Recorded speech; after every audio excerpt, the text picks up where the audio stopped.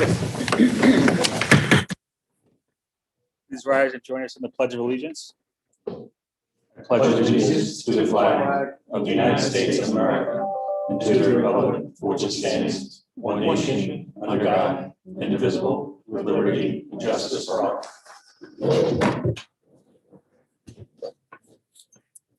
Thank you and welcome to the Attleboro School Committee meeting of Monday, March 8th, 2021. This is your reminder that this meeting is being electronically recorded. We'll start tonight with our open forum. Is there anyone who would like to address the school committee tonight at open forum? Seeing that there's no one for open forum, I will go ahead and close it and turn it over to our business agenda and our superintendent's report. Mr. Sawyer. We have a bit to go over this evening. Obviously, been a lot of changes since our last meeting. First, as we've been doing, I want to just give you a quick update on conditions. After falling steadily for several weeks, I'm sure many of you noticed that the numbers actually plateaued last week. As cases are usually a little bit of a lag indicator, they continue to drop. We've seen cases in the schools continue to go down. And as a result, it makes sense that our staffing problems are somewhat eased by the fact that those numbers have dropped. We've seen an equal drop in the number of staff being affected. Now, we still have pretty significant staffing problems for all the other reasons that we've talked about, but certainly that's one thing that has got a little bit better for us. So on the whole, the picture is still very positive, continuing to trend on the whole in the right direction, but I do think we should take note of that plateau. We plateaued out at 18.9 last week.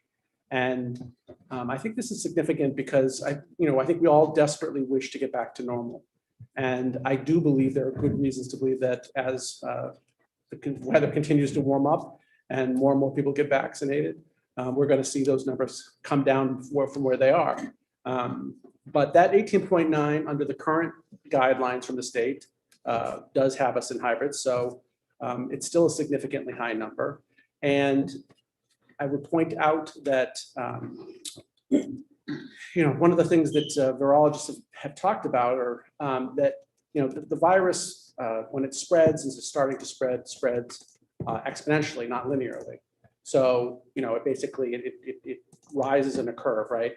And where you start, where that exponential growth begins is a pretty significant thing. So, we back in July were enjoying an average daily cases number of 1.5 locally, and when the virus had its second surge here in the city, we rose exponentially all the way up through December when we were at our highest number of 63.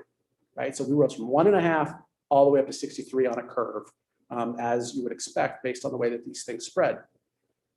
If you start a third surge, starting at 18.9 where we are, right, where we've plateaued, using that same rate, we would end up with an average daily cases of 850, right? So in terms of how diseases spread, starting at a lower number is a very, very significant thing. So, I think that's why you'll hear a lot of the experts on TV telling us all to not, get too comfortable, not lower the restrictions too quickly, because we have not gotten down to those low numbers yet again. And we're still plateauing out at that 18.9. That's still a significant number, and we shouldn't take that lightly and just say, oh, well, this is over. It's far from it. So with that number of 18.9, this brings us to the next thing. Testing is really, really important, right? That's still enough cases, enough spread in the community that we need to be paying close attention to make sure that we do not see a resurgence, right? While we had 1 week of plateau, hopefully next week the numbers are going to go down and they continue to go down. And that was just one anomalous set of data. But testing gives us the ability to have greater assurance that it's not a misperception that things are getting better, right? With testing, we really can know what's going on virally in our schools. And last week, we had another successful week of testing. We tested just under 2,000 people last week. And we had no positive pools, right? Not any of the people who tested last week were positive. So, this really bolsters the argument that things are improving, that things are looking good in the district, and that numbers in the community are dropping. So that's the good news. The bad news, though, is that our participation rate is still under 50%. And so anyone that wants to say, well, that is a good number, but how do you know that the sick people aren't the people who are the ones that haven't given their consent? And so this is one of the reasons why we really need to improve our participation rates so that we can have more confidence that the numbers that we're getting out of testing really do reflect the full picture, not just part of the picture. Right now we're looking at, a little bit less than half the picture. And that part of the picture looks great, but it's still an unknown to us what the other half looks like. And so, parents can expect that buildings will be later this week, urging them to consider offering their consent. And I would just, really urge families to consider, that what we gain from testing, I think, far outweighs the risk that we're taking, especially the way that we now handle it, so that we're not having all those unnecessary quarantines that I know some people initially were very concerned about based on how we thought we were going to have to do it. But we've seen now that that's not the case. We've also seen now that the number of positive cases is very low. So people's fears about the significant impact that testing was going to have, I think, were misplaced. So I think it's time for people to reconsider. And I know that there's been, some real troubling commentary, in the margins around this issue. I've seen people talk about how, youth sports leagues are actually encouraging people not to participate in testing, because if your child tests positive, then they get quarantined and then they miss time on sports. And of course, that's something that nobody wants for their child. But if your child tests positive, that means that your child is asymptomatically positive, and they're walking around and possibly transmitting the disease to other people, and increasing the threat that we have an outbreak. And so I think we all have a responsibility to prevent that from happening. And even if that means the inconvenience of missing a week of practice. So I really urge parents to reconsider if that's been the reasoning. I do know also that some parents have said that they found the process of giving consent to be difficult.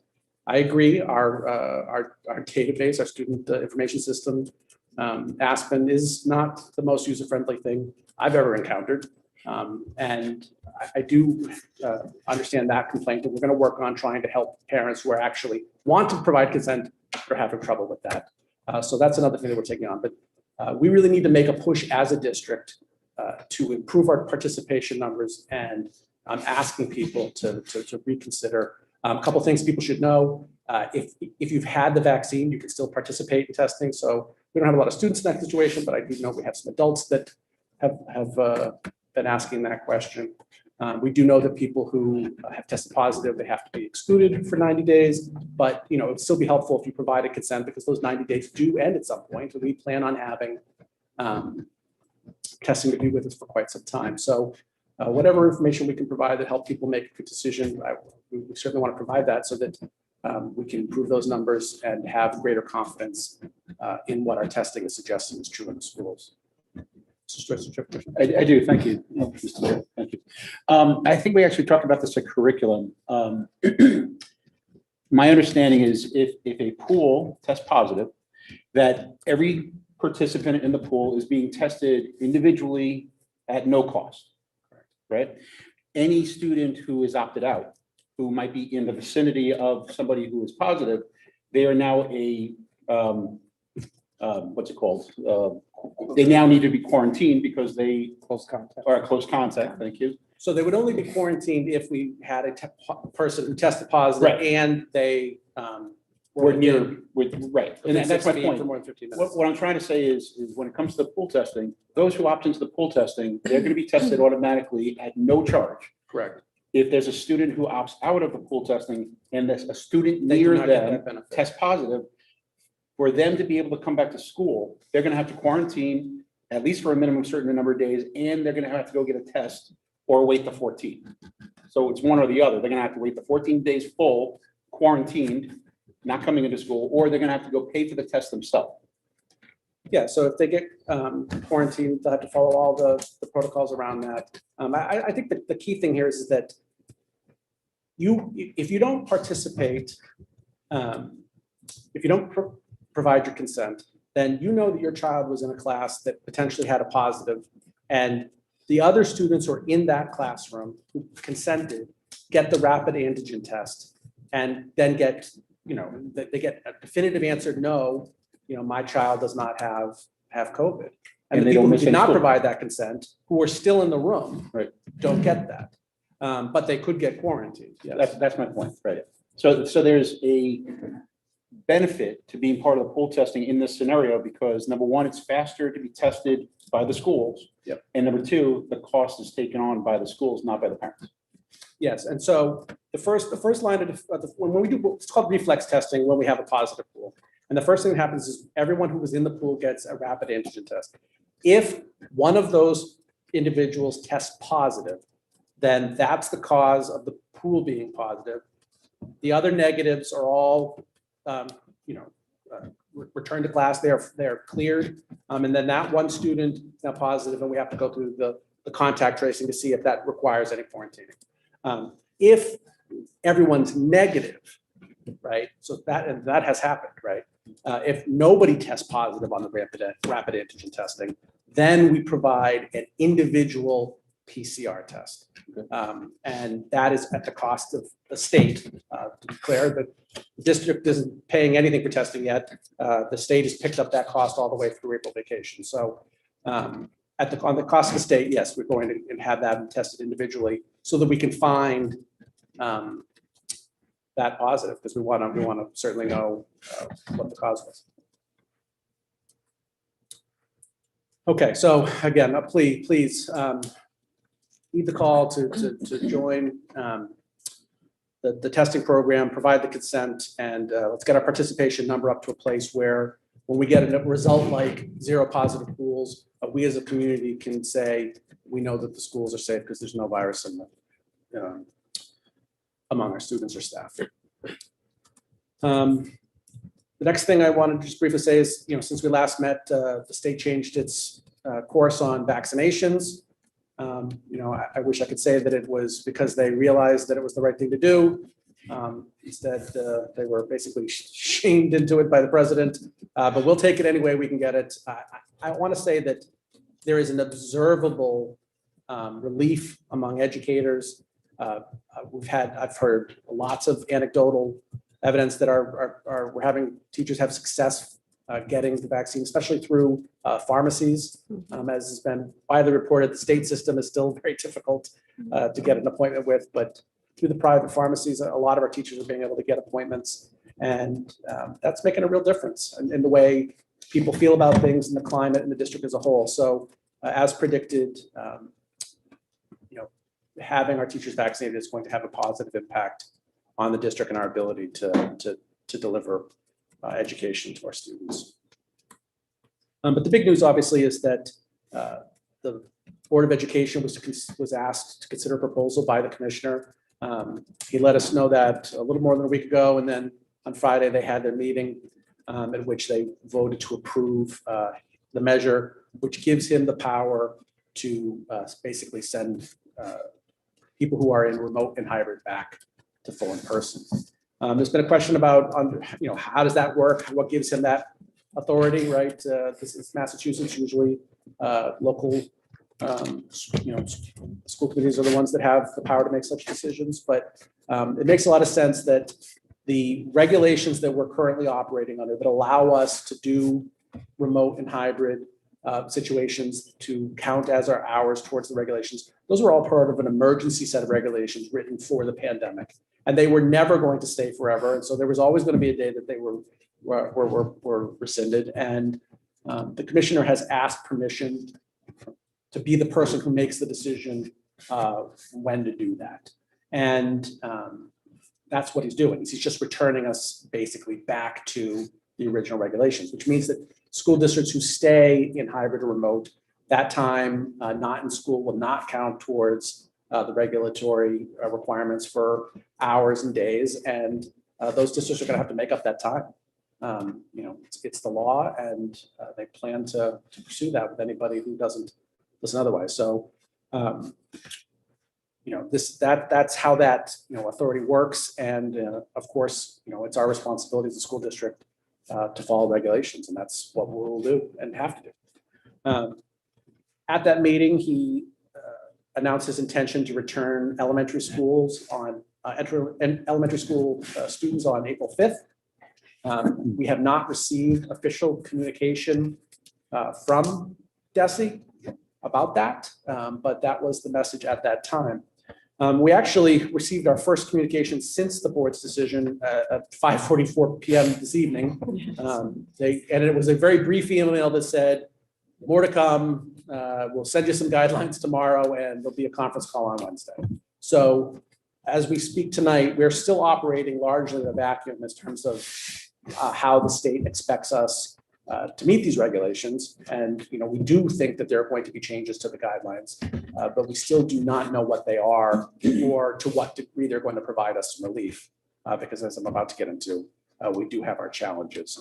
But that is the thing that has changed and what we now need to plan for. And that's, I think, where I want to start is I just want to remind everybody that, you know, we were already planning for a return for our students. You know, the state's actions certainly changed things by taking away our ability to set a timeline for ourselves that we thought made the most sense for what we wanted to do. But as we discussed in this room previously, we were aiming for an April return for elementary students anyway. So it doesn't really alter things all that much. And luckily, we were already, you know, pretty deep into plans on how to make that happen. But now that the state has, you know, taken this action, we do anticipate that tomorrow we'll see that it is April 5th for elementary, as they said that it would be. And I, you know, intend to follow that deadline and have our students back in our elementary schools for April 5th. One of the questions that hasn't quite been answered, but I think we have a pretty good sense of it now based on the presentation at the Board of Education is when we say elementary, what do we mean? It's clear that the commissioner meant K through 5. We believe that they're intending to offer a waiver process for districts that have middle schools that include grade 5. So that's an option that is available to us. But when we look at the guidelines and we process this all, the feeling among the middle school administrations is that we should go ahead and follow the grade 5 guidance. We know that they're coming back. So we think it would be helpful to go ahead and do that with April 5th. And we also think it would make sense to include grade 6 at that time, bring both 5 and 6 back on the 5th. That would give middle schools a chance to bring half the students back in a sort of phased approach, get that all set, work out the details, solve any of the unexpected problems that come with that. And then we would look for bringing back grades 7 and 8 after April vacation. So that's our hope. But we need to see the guidance from the state to know whether there are going to be rules that we don't anticipate that might get in the way of that. So that's the timeline that we're considering at this time. And I know that last week with news that some of our neighbors are going to be able to move a little bit faster, there have been a lot of questions about why can't we move at that same speed? And for the people that reach out to me directly, I did my best to explain what the simple answer is. And I know it comes as no surprise to this group because we've worked through a lot of things that are related to this, but it all really in the end comes down to funding. You know, money results in teachers, more teachers mean reduced class sizes. Less teachers means, fewer teachers means bigger class sizes, and the size of the class has a huge impact on our ability to distance a room. That's the bottom line. I sent out a report that was generated by data collected by our principals to show you that we have real distancing problems. organizing this district at even 3 feet is a significant challenge. So to be clear here, the CDC's guidance, which we're not following, we're following Massachusetts guidance, but CDC's guidance was really pushing for 6 feet. There are very few spaces that are going to be at 6 feet in this district. Very few indeed, not zero, but not many. And the real thing that's a problem for us, and the reason why we need more time, is because, as you saw, 47% of our classrooms in elementary school and 72% of our classrooms in middle school, right? I mean, that's almost 3/4 of them, are going to face a significant challenge in meeting a 3-foot distancing requirement. Now, what do I mean by significant challenge? The principals believe that if we, reconfigure the room, so change which direction the desks are facing so that we can maximize the space. If we take out some of the furniture that isn't, screwed to the wall, if we take in some places like these buildings, right, if we take down some of the movable walls, we believe we can get everybody in at 3 feet. Now we believe because, these are estimates based on, taking out a tape measure and saying, all right, grab a couple desks from the room next door, put it together and see what you can do and get a pretty good sense on what 3 feet looks like. But until all that work is done, we can't say for sure. We believe that we'll get these rooms set up at 3 feet, but they're going to be right up against 3 feet. There's not going to be any room to give. So one of the major problems is that it leaves us with no flexibility in terms of bringing in new students. And as a district that certainly has its share of transiency, right, it's going to be a problem that we're going to have to bus more students because there's going to be lots of rooms that literally cannot take a single other person.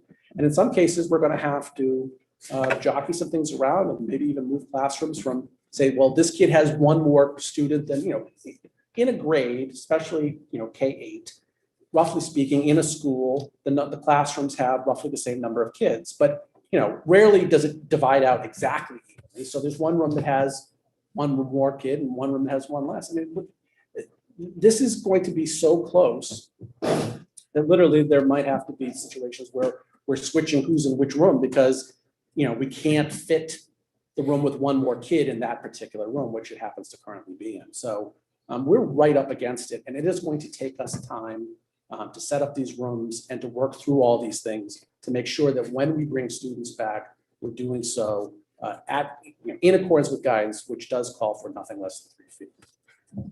Mr. Larson, you also, or Mr. Domenici? Thank you. And just so I can be clear here, Dave, just to clarify, right, that the report that we got, right, and just for anyone listening, that is based on the hybrid population right now, right? No, it's based on. Is that the entire school population? No, so it's based on who we believe will be in the classroom on April 5th. Okay, so there's we started out with 20% AVA students, and I'm sure that number is now decreased. Just under 1,000. Okay, so we're looking at about 15% of our student population will remain in AVA as we're allowed to do. Yep. So these numbers reflect 85% of our student population roughly. Yes. And these numbers also reflect based upon the staffing that's available, right? Like Correct. in other words, I guess where I'm going is even without the 3-foot requirement distance, we at one point in time in this community had closer to 7,000 students in these same buildings. Now, we didn't have to distance them 3 feet, but some of the factor is if we had a few more teachers, it might mean there could be some other spaces to take in some other kids, right? So I'm clear on what these numbers represent. Yeah, so if we had, not every space in every building is being utilized. And this is part of why, again, the funding matters. So again, I had several people say, if North can do this, why can't Attleboro do this? And, specifically, well, again, it comes down to funding and class sizes. And they say, well, that's ridiculous. North is underfunded as well. And the answer is yes, North is underfunded, but we're more underfunded as it comes down to. And if we were funded at the level that they are, we would have about 25 more teachers district-wide. So, those 25 teachers would mean that in the grades that have the highest numbers, we would have another teacher, right? And in some cases, we would have, 2 teachers go across the district for that grade. And so, those would mean more sections, which would bring the class sizes down by a handful of students. But that would mean that that's another room that has people in it, right? So we have empty rooms as a result of, almost 1,000 kids being in the ABA. But you can't put kids in an empty room because there's no body to watch Right, them. right. And that's the larger point that I was hoping you would help me make. So thank Yes. you. Mr. Storrs, a couple questions if I may. So just, I think it was answered. I just want to verify. Virtual Academy, Riley's not going to have a problem. We're okay with keeping that until the end of the school Yes, year? he has explicitly said that people who are in a remote may continue to do that Okay, for the remainder of the year. right. They've School made it year. very clear that next year's a different story. School year. Right, okay. The next one, when it comes to elementary and middle schools, I would hope, but has anybody looked at the idea of maybe using breakout areas outside of the classroom, specials, split lunches as a means to minimize the number of students in the classroom? So for example, if we were able to have 50% of the students in the classroom, we don't have the issues of the spacing anymore. The teacher would have to teach the same thing to two different halves, just like they're doing now on days A and days B, just half are out in a special, the other half is in the classroom, teach, switch, teach, same thing. So a couple things. Yep.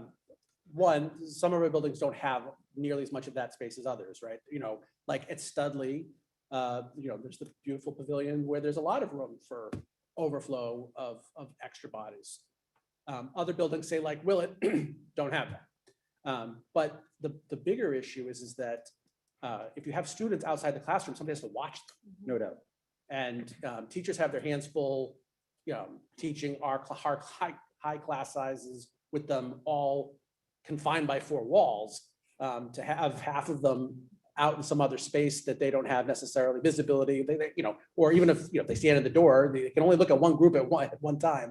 That's why I was talking specials. I mean, we have teachers for those purposes. We have paras, we have other. Yeah, we don't have any extra staff to watch kids. Almost everybody is directly in front of kids. Sure.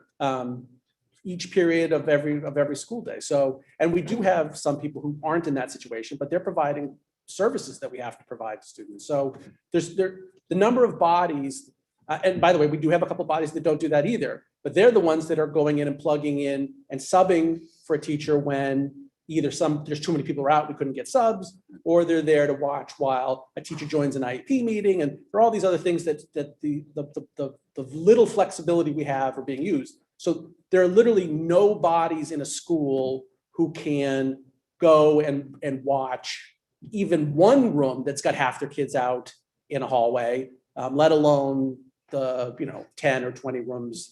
But the issue I'm hearing is we can't do the one thing, but we can't do the other thing. So we're kind of stuck. So that's why we hire you to figure these things out. Yeah, I mean, but that's the point. We are stuck. Right.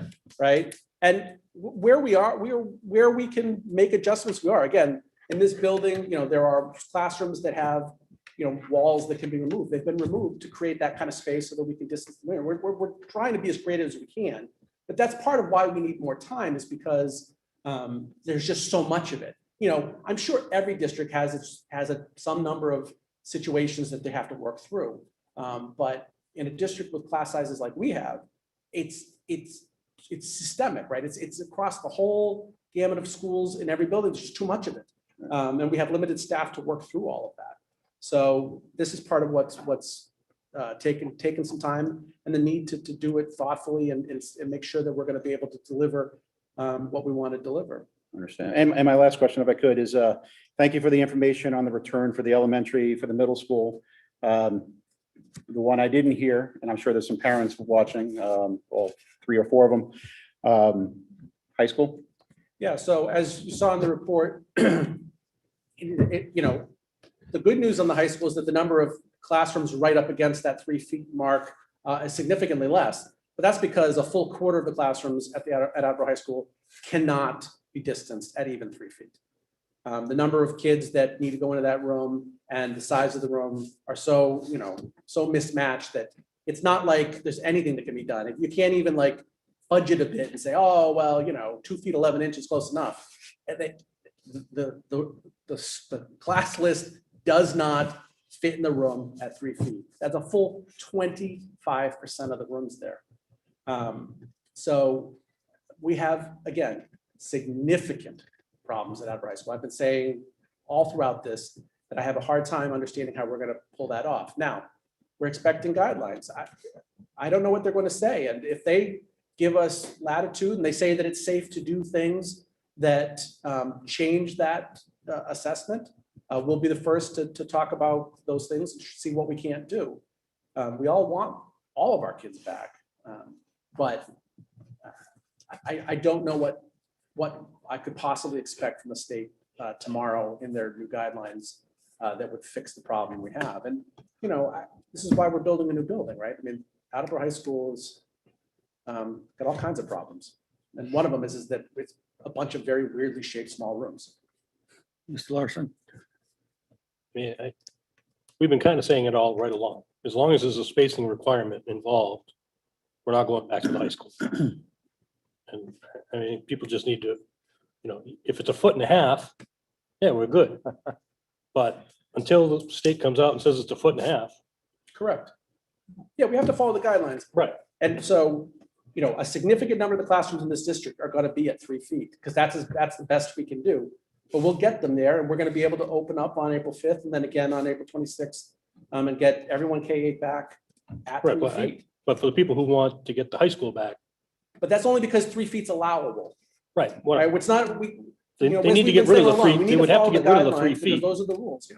Right, they have to get rid of the 3 feet entirely to get the high school back. Correct.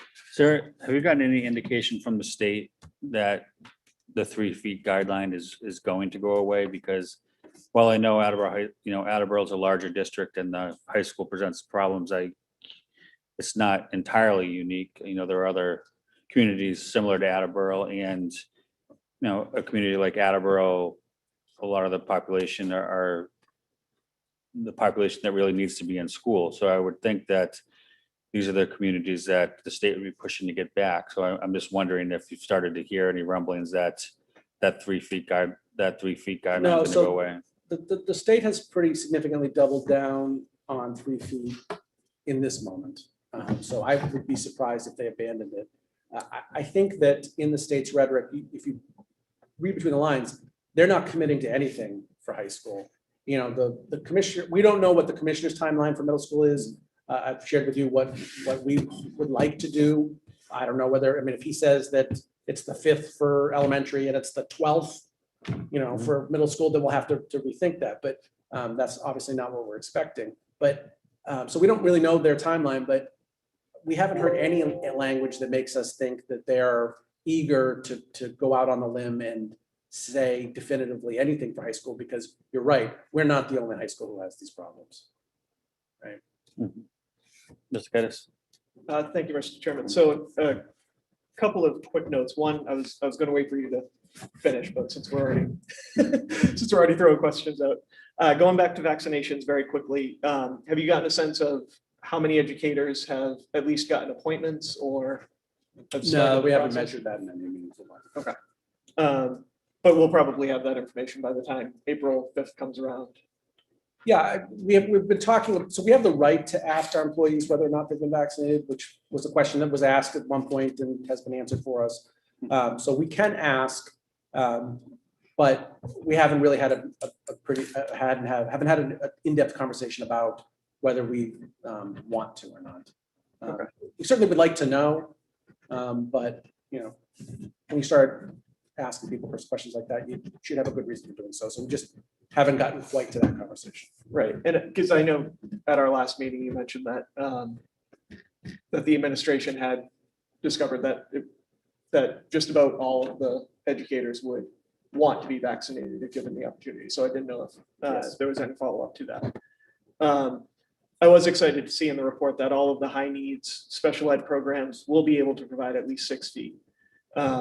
And while the other spacing concerns do exist, especially around lunch, at the high school, if the 3 feet is not removed, if that 3 feet requirement is not removed, has the administration considered any type of change to the schedule to like maybe bringing cohort A in one Wednesday, cohort B in the following Wednesday, or switching cohort A 5 days a week, 1 week, cohort B 5 days a week the next week?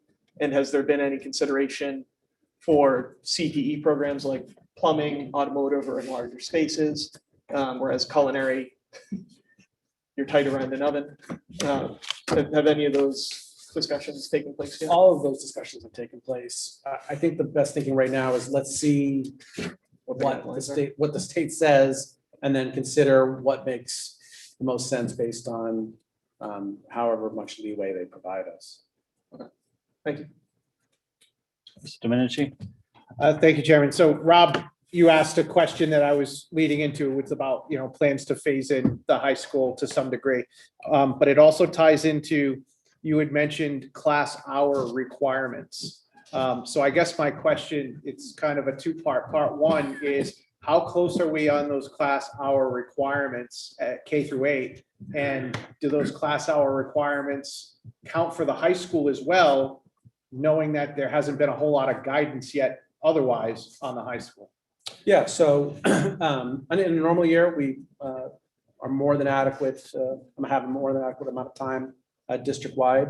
Again, it's regulatory, so we have to. And they do check it, by the way. There are several different processes we go through where we have to account for that and show them that we're meeting that. So, it's an exercise that we're used to, which is why it wasn't that hard for us to get in line with what the requirements that we're currently operating are. You'll remember that the state made some changes to what it required of us that kicked in January. We did make a minor adjustment to our schedule. So yeah, all of our time is good. It'll be fine when we return on the 5th as well. And ultimately that's what the commissioner's changing. So if the commissioner does not order back high school students by a certain date, then they will continue to operate under the emergency guidelines, which we are currently meeting. Thank you. Mrs. Doris? Thank you, Mr. Chairman. One thing that I feel for parents right now, because what they're seeing is mixed messaging. The state is saying it's okay for students to be sitting right next to each other on a bus for a half hour or however long they're on the bus. People are able to go on planes, be wearing masks, sitting on next to total strangers, take their masks off and eat and all this other stuff, but they're not changing the requirements within the building. What difference between a school bus and a building? Have they talked about why the one is okay and the other is not at all? Has any information been discussed regarding why it's okay to be transporting in that way, but not to be in the classroom though? They did make a case for why the bus is safe. I actually forwarded their report that they provided as evidence for the wisdom of that decision. I'll kick it over to Mr. Furtado to maybe summarize what the basic argument was. Yeah, so for students and staff, they're focused on ventilation. So on a bus, when the windows are down and the bus is moving, the bus has an air exchange rate of about 44 per hour, which is, a factor of 10 over what we're getting in the buildings. So there's a belief that transmission on a bus would be extremely difficult. Again, they haven't relaxed the requirement of a mask. So that's also a requirement when you're on the bus, but in an environment where you're getting 44 air exchanges an hour and wearing a mask, it's highly unlikely you're going to transmit. And this is, the same argument why they don't think there are any cases on airplanes, right? It goes back to ventilation. And by the way, we would be facing a pretty significant problem if we were being forced to bring everybody back in January, right? The fact that it's April, one of the reasons why this is imaginable to us is because it will be warmer in April. Because if you double the number of students in the room, you have to double the amount of air exchanges, right? To keep up with how much CO2. Add people to a room, the amount of CO2 goes up. And so to satisfy the guidance that we're getting from the state, you have to pump in that cold air. And we were very concerned about their systems, being able to handle that this winter. We were very, very lucky that we had a warm January, which is when it would have been the worst. But even the one that we had, that would have posed a problem for us, needing to double how much fresh air is coming in. By April, that won't be such a concern, right, Mr. Furtado? Correct. Mr. Geddes? So, Mr. Furtado, you just mentioned the air exchanges on the bus. That wasn't the guidance that the windows had to be open at 3 least inches. 2 inches. 3 inches. So yeah. that air exchange rate is based on a 2-inch open window. Yeah. So as it gets warmer, as the windows are open more, it increases ventilation. So is there, do we expect more circulation in the buildings? Obviously, as it gets warmer, so we'll be able to have the windows open more. Right, so we have two things. Again, this is what makes everything so complex. We've got two things happening as the weather turns warmer. Our systems, again, right now are a minimum 15% fresh air, which is essentially where they've been running, because otherwise you'd freeze people out of the building.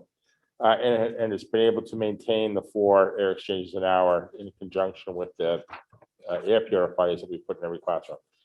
As spring comes, so those dampers will open up even more. We'll get more fresh air into the building because the air isn't as cold. So maybe 30%. So as Superintendent pointed out, as we add more bodies, our systems are going to adjust to that CO2 increase and provide a relief. And we're pretty confident that'll happen. If we have Siberia in April, we have a problem. But the other thing is, in conjunction with all of that, you can open windows, which will provide even more fresh air. So we'll be in pretty good shape. So Given do that we have the- a sense of what the circulation rates will be in April when elementary and middle start back in, or? Well, again, we're running at 4 to 5 an hour now, at 15% fresh. So as the temperature goes up and we are able to bring in more fresh air, we'll maintain for, throughout that time. Again, unless we have an unusual and serious cold snap. Thank you. So I just think one other point that we should raise is that school districts, generally speaking, are set up to do their planning such that major changes are made between school years, right? You implement changes, you prepare for them, and then once the year gets going, you pretty much, you roll it out, and you just, what happens, and you do your best to nudge it in the right direction, and you do your best to deal with problems as they come up, but we have limited capacity to make serious alterations, right? Changing your horse midstream as a school district is not something that we're set up to do. And so the bottom line here is that they're asking us to make changes that normally we would only make with the benefit of the summer to deal with them, while school's in session, while kids are here. And we're going to rise to this challenge, and we're going to get this done, and we're going to do it in a way that's going to be safe and in the end beneficial to children. But there are an untold number of logistical challenges that this creates that we're just not equipped to operate buildings on a daily basis and make these changes in the margins. It's maxing us out in terms of what we're capable of doing. So moving forward, obviously we need to communicate to families. I know families want information. They want it as quickly as possible. I'm with them. I would like this information too. I honestly question the order of how this all played out, right? It seemed like the state was more interested in, getting the headline than it was sharing the details. As we said, we were already planning on bringing kids back in April. So it would have been helpful if they gave us the guidance, 2 weeks ago, rather than the news 2 weeks ago, and we still don't have the guidance.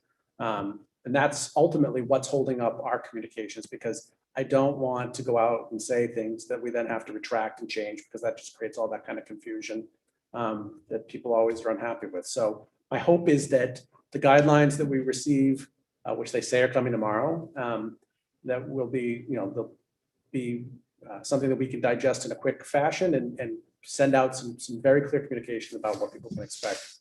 Because I do know families want that and I want to provide it for them as quickly as possible. We then need to start working on getting ready, right? We need to set up those spaces. It's going to take us weeks to get all the furniture in the right place and set the rooms up and make the changes that we need to make. We also have to make changes to our schedules, right? We're operating in a hybrid and the staff is organized in a way that makes hybrid work.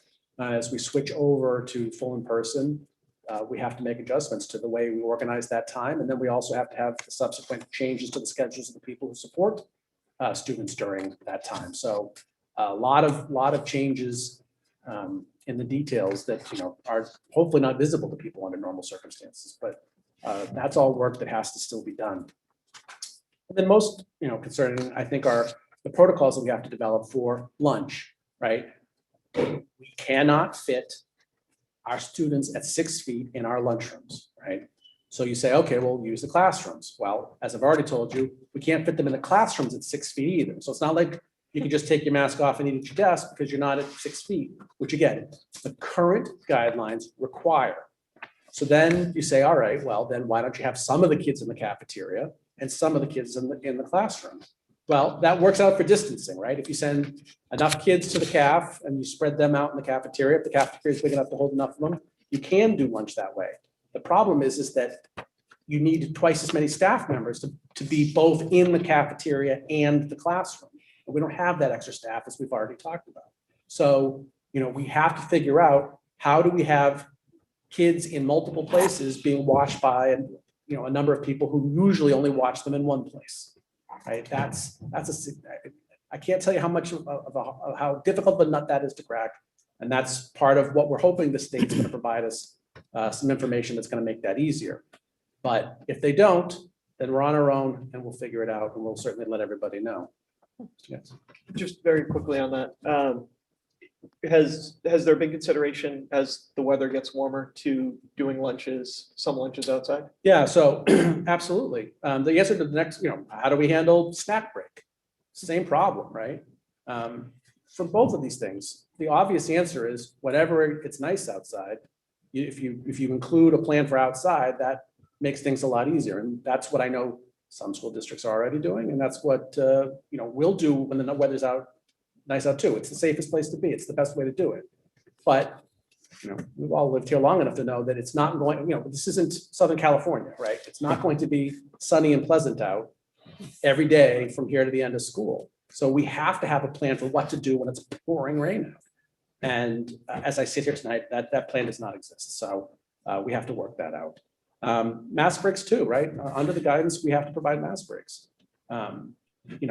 We are able to do that now with half as many kids, but now you got to bring in the other half of the kids, and you've got to be able to space out all the kids so that they can get their mask break. And you can't do that in a classroom when you know that the classroom doesn't fit all the students, barely at 3 feet, certainly not at 6 feet. So there are all kinds of protocols that have to be worked out, and this is part of why we were waiting for guidance from the state, because if they don't give us some direction as to what's the safest way to do these things with the number of students that we need to deal with, then we're going to have to be doing some kooky things to get it all done safely. So that's part of why we've been waiting for that guideline, those guidelines. Excuse me, I'm sorry. okay. AA says you can't see my hand raised. So I have a question. Have we given any thought into at least bringing back the 9th graders? Like, they're already missing out so much on shops. There's so much you can't do when you're home. I mean, we have, like you said, we have the cafeterias. I mean, we got the auditoriums. You have larger rooms like the band room, gyms. I mean, is there anything we can figure out to at least bring back the 9th graders? Thank you. Sure. So, as Mr. Geddes had said earlier, have we thought about, say, CTE as a group to bring back? I know that there are people who think it's not the freshmen we should be worrying about, it's the seniors we should be worrying about. With all these things, it's very, very complicated because the high school is not set up such that the freshmen are all in one place. They're strewn throughout the building and have classes in just as many of the rooms that they don't fit in as they do in the ones that they do. So to consider any of these moves is probably going to require the high school to make a significant alteration of their schedule, perhaps even require insurmountable changes in the time that we have. But as I said with the question before, I mean, these are all things we are considering, because if we can find something that we think is important enough to do that is manageable, then again, we want to bring as many kids back as possible. So we'll do that. And who knows, maybe the guidelines that the state produces provide us opportunities that we're not anticipating, and we can consider more than what seems possible in this conversation tonight. So yes, these are going to be things that are talked about, and certainly at our next meeting, something I should report back to the committee as to what the best thinking is. But I have to tell you that under the guidance that we currently operate in, at this stage of the year, I don't think the high school could reorganize itself enough to make one of these deep systemic changes that certainly would benefit a portion of that population. So with all of this, we need to work through all these things in our reopening committees, the committees that we used back in August, working with teachers to help us to make good decisions about how to accomplish all of this, to do it not only safely, but in a way that's going to allow them to do their teaching. And that leads me to the final thing I just want to talk about tonight. In some of the commentary about our inability to do this as quickly as some people would like, I've caught more than a couple instances where there's been, I think, an unfair finger being pointed at teachers as either the reason why we're not moving fast enough, or at least part of the reason why. And the first thing I want to say is it's a mistake to think of the teachers as having an opinion, right, or a viewpoint, right? There's 500 of them. There are only 4 people at my house, and we can't decide what to watch on Netflix on a given night. It shouldn't surprise anybody that 500 people don't agree on anything. And in my experience, that many of them quietly look forward to a return to full in-person, right? They want it just as badly as the rest of us do. But as we've heard, there are some who sincerely disagree. And probably the majority of them, have a complicated set of feelings about the issue, with concerns, but ways in which they see that this would be a benefit. So it's a complicated issue. And I think it's one we should care about, because one of the other aspects of being an underfunded district is that the class sizes are really just the tip of the iceberg in terms of what we face to do the jobs that we need to do every day. I think it sometimes gets lost in all of this that, as a district, we overperform, right? If you compare us to similar districts who have the same kinds of problems that we have, which, by the way, are none of our neighbors, we do better than the rest of them, right? We outperform. And how do we accomplish that? The simple answer is it's our employees, right? The people who come here and work for the Attleboro Public Schools go above and beyond every day in ways that can never be measured, right? They're the ones who get it done. And so what they think and their opinions about how we need to proceed should matter to us, right? It's important because they're the ones that have to do the work. The pandemic has broken just about everything as far as I can tell, right? I can't think of anything that hasn't in some way been ruined by all this, at least temporarily. And that's true for teaching as well, right? As much as this has been extremely frustrating for parents, and I'm sure you all receive your share of feedback about how much people don't like this from the parenting perspective, I just think it's important to pass along to the community that that's how the teachers feel about it too. And for those of you who participated, were able to participate in the forums with the teachers, you heard that firsthand, right? This has really, really been hard on everybody, and that includes them. It is hard for them to do their jobs under the conditions that we've currently created. And this transition from hybrid, which nobody really likes, back to full in person, which we all really do like, but that's not going to be like full in person, like without restrictions, right? That's full in person with all these other restrictions. This is going to be challenging. It's going to be difficult for them. This is difficult in the middle of the year that's been, significantly difficult in the first place. So I think we have to have some patience for the ways in which, everybody is just doing their best to get through this. And I think that the concerns that are raised as we go through this process should not be misinterpreted as people being against coming back, right? I think they want to come back. They just want to make sure that we do it right? They care about our kids. They want to make sure that we're keeping them safe, but they as employees, have a right to be safe as well. And they should expect that from us. So, they do want to be back, but they also want to be successful. They want to make sure that the protocols that we create for them are going to allow them to do their jobs. If we only care about cramming all the kids back, I mean, we could do that tomorrow. Whether or not anyone would be able to teach or accomplish anything is a whole nother thing. And so that requires some thoughtful planning on our part. And that's what we need some time to get through. And, I understand that, we've seen this coming. So why hasn't it happened? Well, for them to plan, they have to know what to expect. And unfortunately, we're short on details on exactly what they can expect because, under the current guidelines, this is hard for us to imagine. And so my final point is just simply that, this pandemic will end, right? I'm not sure what life will look like exactly on the other side of it, but there will come a time where it does not dominate every conversation like it currently does. And I just think we should all remember that our educators will still be here when this all ends. And they're the ones that get it done for us, right? They're the ones that close the gap. They're the reason why we overperform. So, we can't forget to be mindful of their viewpoints and their ideas about how best to do that. And that's why we need to include them in a process by which we have that. And this is the thing that really takes time. Process takes time. We don't have a lot of free time. We can't just say, okay, time to have a meeting. Oh, well, what do we do with all of our students in the room? Oh, well, just, leave them there for 10 minutes while we come down here and have a conversation, right? The way schools are set up, there is not a lot of time to work on these things. And that's part of why this is so difficult for us.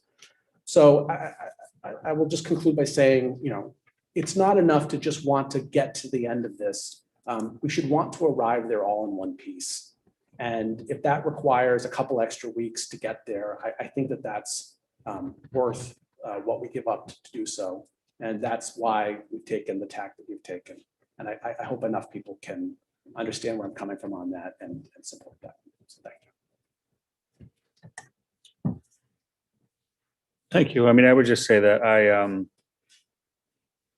appreciate all the work that the administration and the school administration and teachers are doing to get us ready to go back. I understand and frankly agree with the state's, sudden, I guess, decision that, it's important to get students back in school, as many students as quickly as possible. But it's, looking at it or dealing with it from situation that we're in a community like Attleboro, it's frustrating to hear them to make that declaration, albeit one I agree with, without providing the nuance and the details that are necessary to make it come to fruition. I'm glad that in Attleboro we'll be able to make that happen, and at least in K through 8. I wish that we would be able to do it. I hope that we'll be able to do it in all our grades, but you can't help but feel a little bit like the state wanted the headlines and then left the districts a little bit out to hang out to dry to, deal with the details, especially those of us that, just can't meet the guidelines that they set to accomplish what they said that we should be doing. And again, I say that as someone who wants us to be back in school in person, tomorrow. So thank you. Anything else? That concludes my report. Next, we have Attleboro High School, Principal Rooney. Welcome. I thought I saw you sneak in. I was at volleyball for a little while. Am I sitting close enough to this, or do I need to? We can hear you. There. So you're up. I see senior events, graduation, and naming of retail spaces. So take it away. Well, it's the rite of passage after February vacation that, everybody in the senior class, including the senior family, starts getting excited. Obviously, with a pandemic, things are significantly different, but still there's a lot of excitement nonetheless. And I just want to start, first of all, by thanking everyone on the committee for their leadership over these past 12 months. You have a glamorous, thankless job, and I know that you're doing the best you can for our kids and for our staff. And I'd also be remiss if I didn't thank the central office administration. They are available to us 24/7. Their poise and their leadership is just, it's a great example for the rest of us. So I wanted to start that way. But I am here tonight actually to talk about two things. And the first one that I'd like to talk about is our senior class of 2021. Most of you are aware that, I'm not only here as principal, but I'm a parent in the class of 2021. My caboose is finishing at Attleboro High School in June. And it's been an absolutely phenomenal experience for my family. And to continue with the family ties, my oldest daughter is one of the co-advisors for the class of 2021. So we have a lot of conversations about graduation and senior events, in the Rooney household. So, and I think that while we all sympathized with the class of 2020 and we rallied around the class of 2020 as a city and as a community, they got a lot of their senior year. They got their homecoming dance. They got their, their Thanksgiving Day game. They got their fall production. Granted, it wasn't anything that any of us had dreamed for the class of 2020. But, my heart does break for the class of 2021 because they've really had no normalcy for their senior year. No dances, all of our theater performances have been virtual. I'm very proud of what Mr. Hool and our coaches and our student athletes have been able to do to be able to have some semblance of normalcy with athletics. But even that is a challenge and really is kind of a, it's a roll of the dice almost every single week because, you could have a close contact situation and have a team paused, similar to what our hockey program went through in the winter. Some of those families only saw 2 home games in an abbreviated season. So I wanted to share with you what our communication plan is and what some of our priorities are for the class of 2021 before we really launch into this and hit the ground running with our planning. First of all, we learned last year the hard way that you can never be too prepared. And so the 2 senior class advisors, Mary Catherine and Holly Bissett, have been meeting with me and with Katie Rigo, our events manager who plans graduation. We've been meeting since October. And in late October, we put out a survey to the senior class to expand our class council. Class council is your typical president, vice president, secretary, treasurer, class representatives. But we had student voice last year, but that was the student voice only of the officers, and we wanted to make sure that we had student voice from various constituencies this year. So we've expanded our class council. The last meeting was very well attended, and again, it's after February vacation, so people are starting to see the light at the end of the tunnel. The good thing is that we have a little more latitude than what we had last year. So we are planning, based on what the current guidelines are, based on what the current guidance is. But we're also poised that if things continue to improve and if things continue to loosen up, if you will, that we'll be ready to pounce and have as much as we possibly can. I'm not I'm not optimistic that we're going to be able to provide the exact experience that maybe the class of 2018 or class of 2019 had. But I'm hopeful that we'll be able to offer a little bit more than what the seniors in the class of 2020 had available to them. The one thing that I've been asking for is I've been asking for patience, and I've been asking for people to be realistic. The power of the internet, there's a great idea that shows up where somebody's doing something for their seniors or somebody's doing something for graduation. And, I love getting those ideas. I think that's the way we learn. And we actually have learned some things from some of our neighboring communities. But sometimes those ideas aren't always necessarily realistic. It might be a class of 75 and our senior class is 418. So, when you have to look at it through that lens, it changes the calculus of things. So I am asking for people to try to be as patient and realistic as possible. I'm a senior parent. I want more than anything for these seniors to have the best experience they possibly can.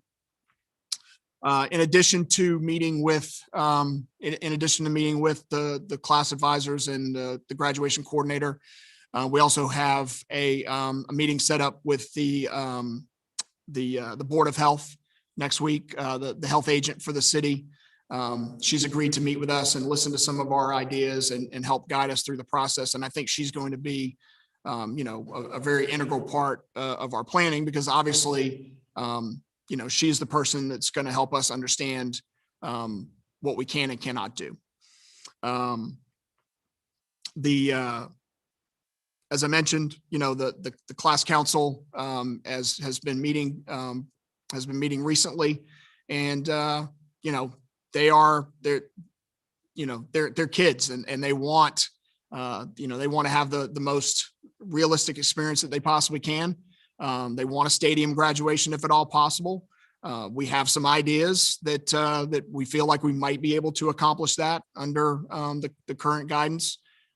Certainly not going to be a normal stadium graduation, but it is something that, we at least would like to run by the health agent next week. The drive-up ceremony that we had last year was certainly not anything that anybody was overly excited about leading up to it. But the feedback that we received afterwards was very, very positive. So that remains an option for us if for some reason we cannot proceed with some sort of in-person stadium ceremony. Very proud that the Attleboro Police Department, and I believe they partnered with the fire department last year. They want to host a parade again for our seniors. I think that's a tradition that, regardless of whether we have a pandemic or not, I think that's something that brings a lot of city pride. And the fact that we were able to go through the parking lots of all 9 schools and be able to salute the administration and the staff pre-K through 12 plus is just it's a testament to what the education is in the city of Attleboro. So what we plan to do is to launch this week a survey to our seniors and to our senior families about what some of their priorities are. Again, things like stadium graduation would be on that survey. We want to get their sentiments on, a fallback of a drive-up ceremony. And, we also want to talk to them about, the possibility of having some sort of outdoor senior celebration. We're blessed with, a beautiful stadium that's turfed and well lit. We also, as a part of the new building project, we also have the turf fields that are between the new high school and Brennan that are an option for us to be able to be outside, play some music, and, have the kids be able to dress up and, maybe wear that prom dress they didn't get a chance to wear last year, or, at least, a homecoming dress from years past and, be able to get together and socialize. Again, those are conversations that we have to have with the health agent next week. And again, as the guidance continues to change, we'll be poised to be ready to offer something like that for our senior class as well. Once we get some survey data back, I would, plan to assemble a committee of not only our class council, the seniors that have been attending those planning meetings, but I'd like to have some parent voice. Last year, we were fortunate to have school committee presence on that committee. And, I think that, being able to have as many perspectives as possible, factoring into what we decide to do is extremely important. So just looking at my notes here.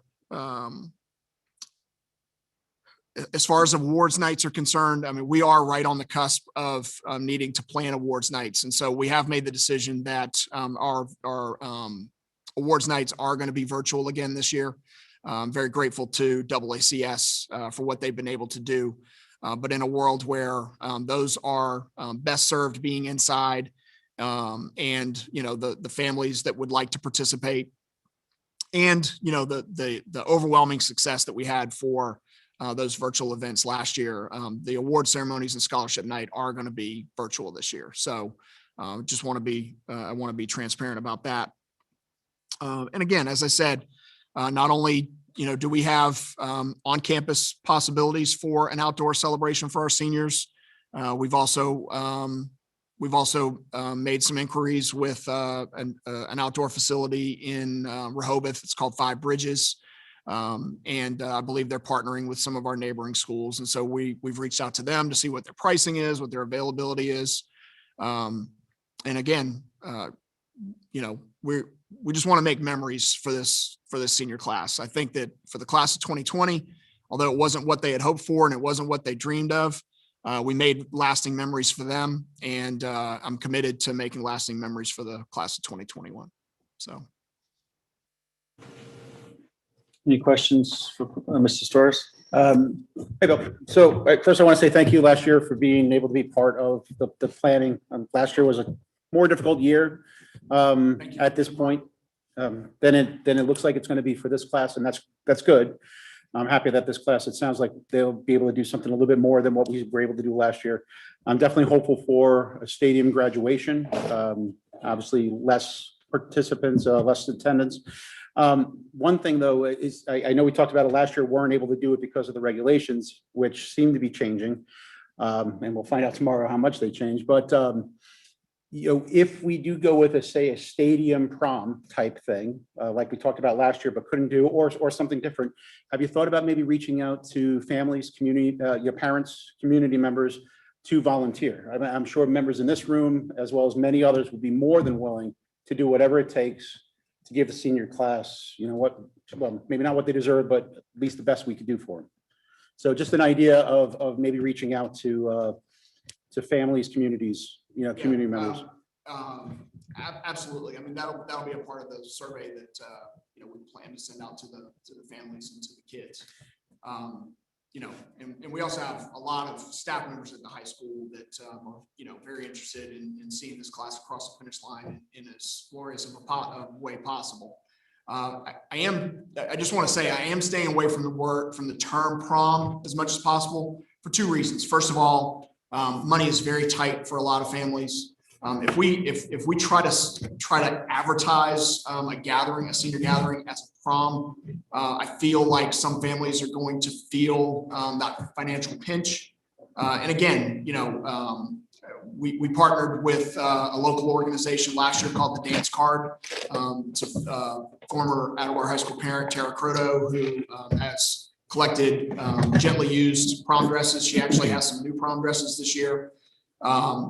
But I want to be careful of just making sure that families do not see a financial burden because of this. So senior celebration, senior gathering, senior lawn party, And then the other aspect of it is that, you know, the term prom connotes food. That's going to be very difficult for us. It also connotes dates from other classes or maybe, you know, from recent graduates. And this is going to be a senior only celebration. So just wanted to clarify the use of that term.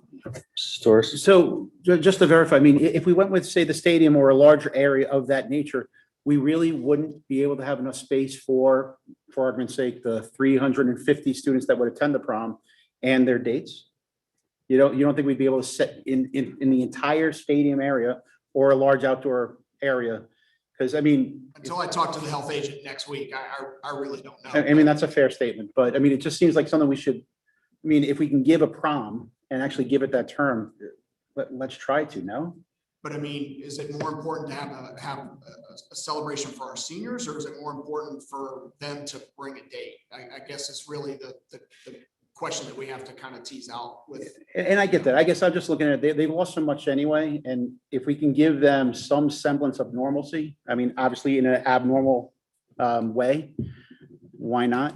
I understand the concerns, but I think of the size of our stadium, you know, and yeah, obviously, you know, you can't wear the nice shoes and stuff like that on the turf field or whatever, but still there seems to be enough room where 700 kids would be able to be spread out and do it. But I know you need to, you know, have the further discussions and what have you. And again, you know, I think a case could be made for either one. I think the class needs to speak. And again, you know, when you were on that committee last year, you know, we had 5 class officers.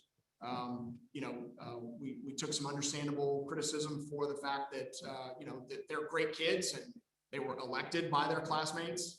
But, you know, they were a very small contingent of the senior class. And, you know, the survey that we put out on October 29th to get more senior voice has resulted in more kids attending our class council meetings. And I think ultimately we need to hear from them because they're the ones that, you know, they're the ones that need the memories. So I have to be honest, I'm less concerned about somebody whose date graduated in 2019 and comes back from college or the military to go to a prom. If that's kind of the direction that the class wants to go, then we'll certainly entertain that. But you know, again, my priority right now is the seniors.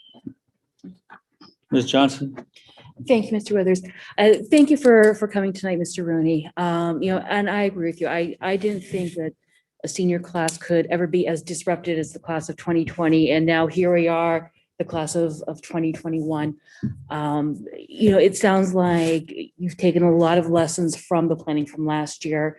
I'm so excited to hear that more class members are becoming involved in choosing their destiny and what they want to do as a commemoration. You know, something unique that's a special memory for them, I think is great. I know I've received a lot of passionate letters from the community about wanting to make sure that we did something significant for the class of 2021. And it's exciting to hear that they have their own hand in that fate and destiny. I also want to say thank you for involving the health department, because as much as we want to make sure that we have a great and memorable celebration for the class of 2021, we want to make sure that everybody is safe in doing so. So thank you for that. And then one other thing I wanted to mention about the parade from last year. You know, I don't have a student in the high school yet, but as a community member, I just found that to be so ridiculously fun and exciting. You know, we ran around and went to a couple of the different buildings and cheered them on. And I think it just goes to show how something great can come out of something so frustrating and, you know, this absolute challenge. I would love to see if that does become a tradition going forward. You know, again, that was so great and one little bright spot of the last year, a positive legacy perhaps for the pandemic. So thank you for all that. Mr. Domenici. Thank you, Chairman. Like Shannon, I echo the sentiments. I think we were all pretty excited last year that there was at least some positive taken out of the class of 2020 and the parade can become an annual event. I do like that. I also agree that as rough as 2020 ended for our seniors, these seniors didn't even get the trappings of the junior year, like junior prom or anything like that. They've really been screwed, and that's unfortunate. So it's good to see that we're thinking of these things. My question right now, because I struggle with this, do we know what the current capacity allowance is for our stadium?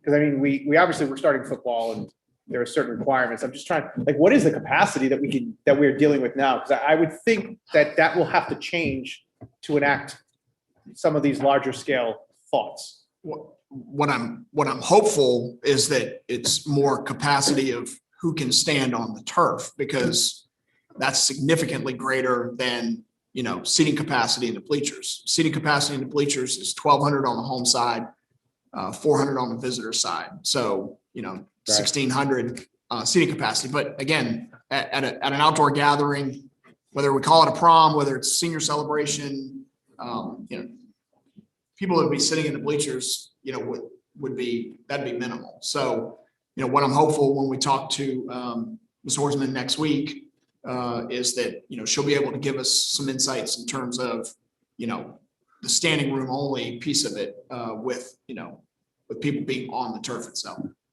Yeah, and I appreciate that because, and I agree.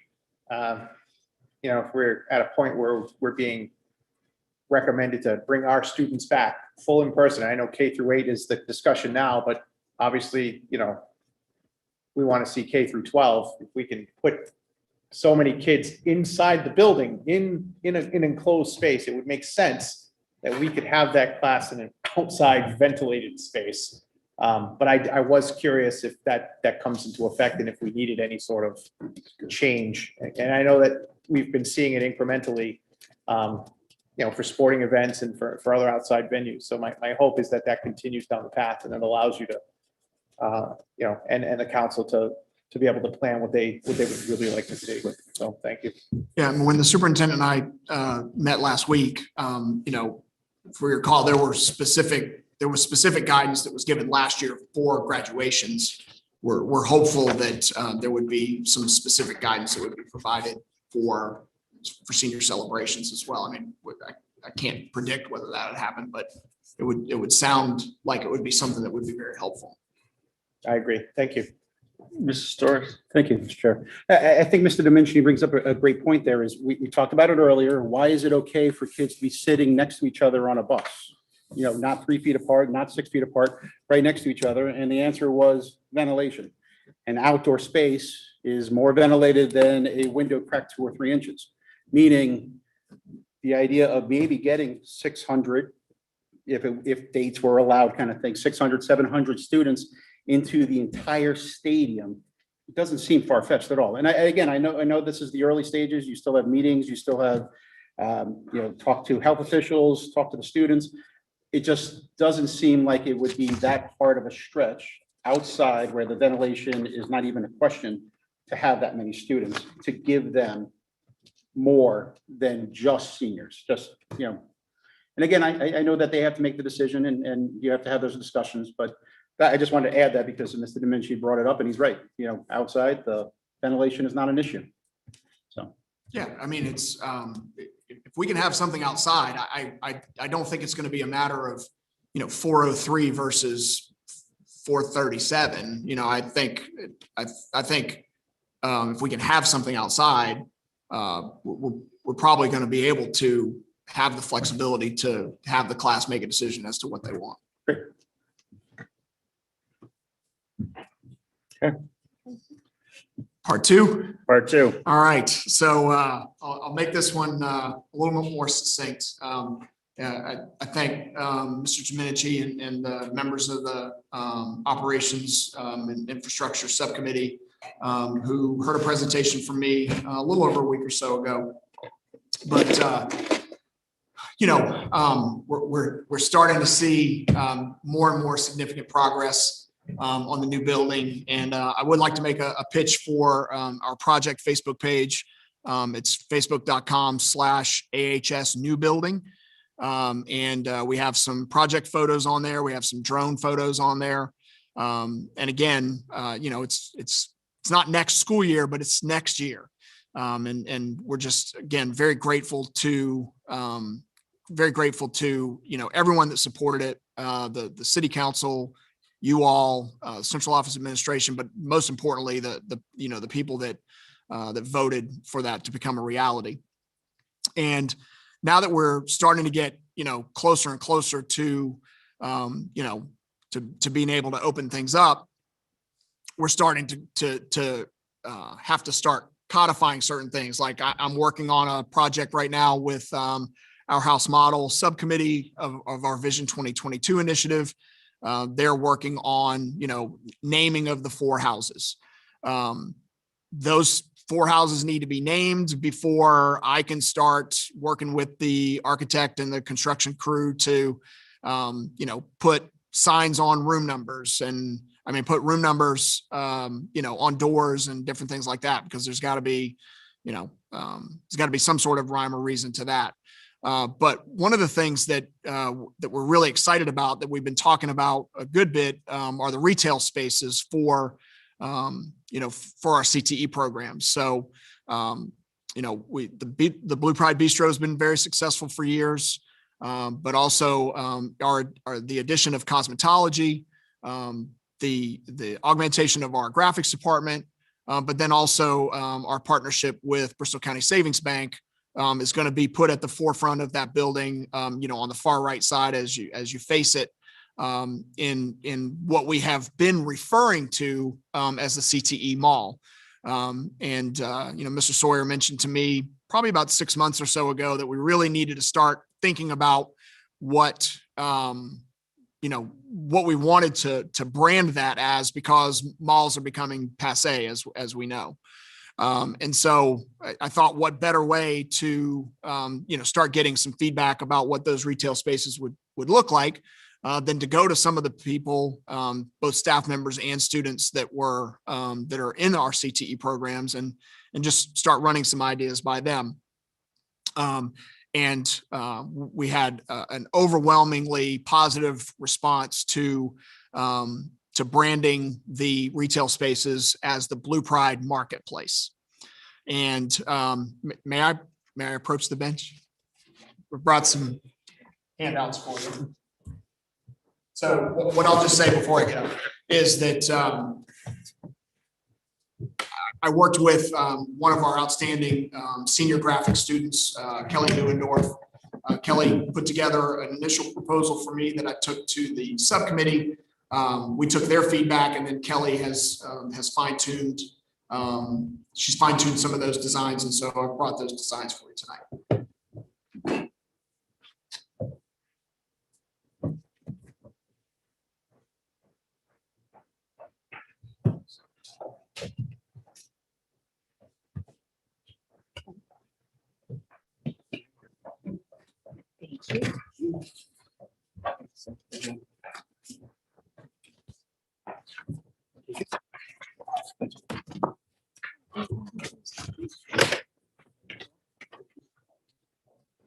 What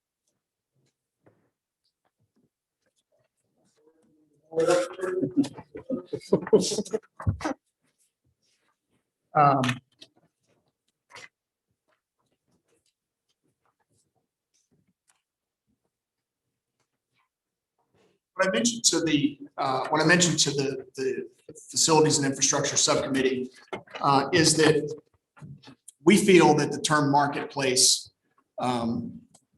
very similarly to our very successful farmers market in the city, it connotes a sense of community. It draws people in, it welcomes people in, it explains to people that there are wares that are available, for purchase. And, Mr. Gay, our new CTE director, he's not that new anymore, but he's been with us for a little over a year, has really an outstanding vision for, what our adult continuing ed programs could look like, potentially some evening hours for the bistro, maybe even like one night a week. We really want to showcase the outstanding education that our students have available to them through our CTE programs. And we just feel that we feel that the Blue Pride Marketplace branding would say to our community that you are welcome. It is safe to come join us, and that you will be very proud and impressed with what we have to offer.